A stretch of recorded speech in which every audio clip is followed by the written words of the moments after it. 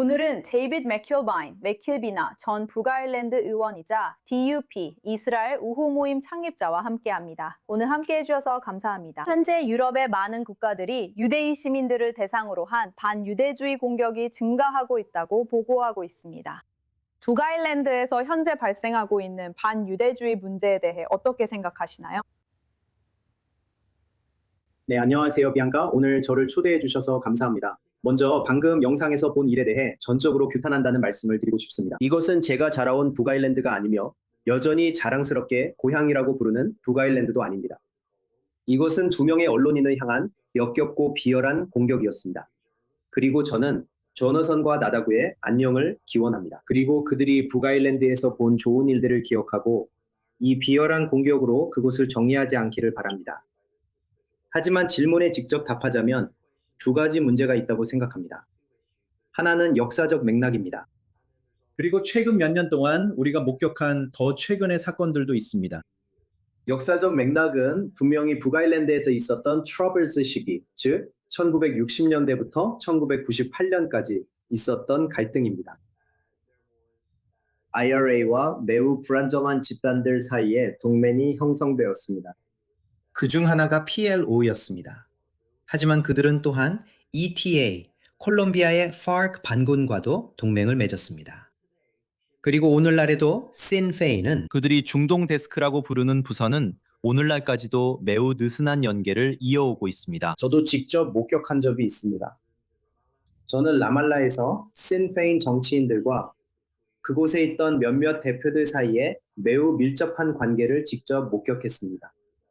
이것이 바로 역사적 맥락입니다. 하지만 최근에 일어난 일들은 훨씬 더 우려스럽다고 생각합니다.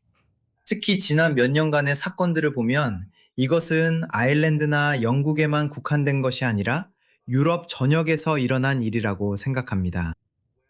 정치의 중심에서 일종의 골렘이 형성되고 있는 곳에서 이스라엘과 팔레스타인 분쟁 문제에 대해 대체로 무관심했던 집단들조차도 꽤나 입장을 갖게 된 곳에서 소셜미디어가 있습니다. 피드에는 고통받는 아이들의 사진들로 가득 차 있습니다. 그리고 전 세계에 퍼져온 것들, 우리가 봐온 것들이 있습니다.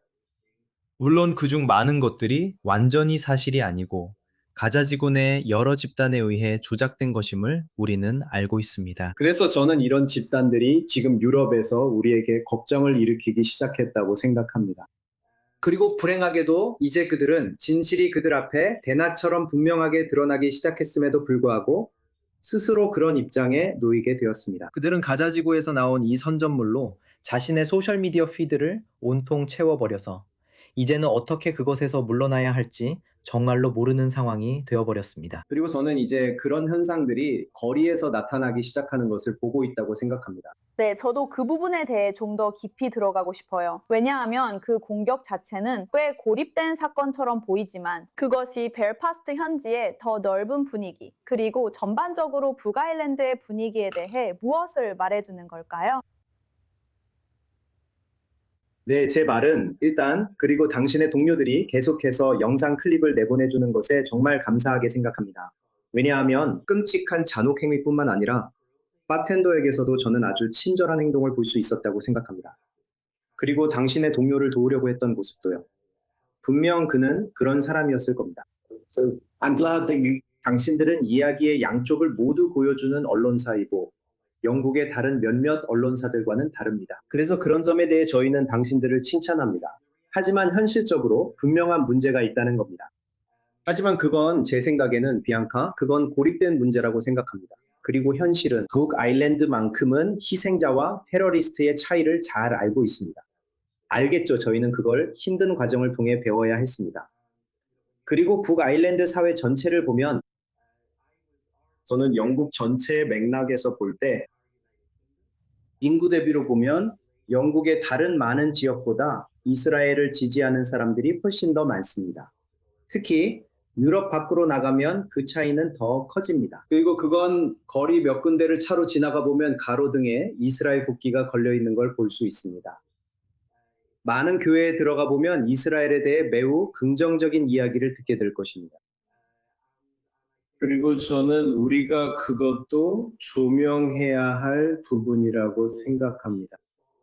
맞아요. 그리고 또 어떤 지역에 가면 팔레스타인 국기가 휘날리는 것도 볼 수 있습니다. 그리고 아이러니하게도 몇 년 전에는 공화주의자 지역에서 아일랜드 공화주의자들에 의해 비극적으로 살해된 젊은 기자가 있었습니다.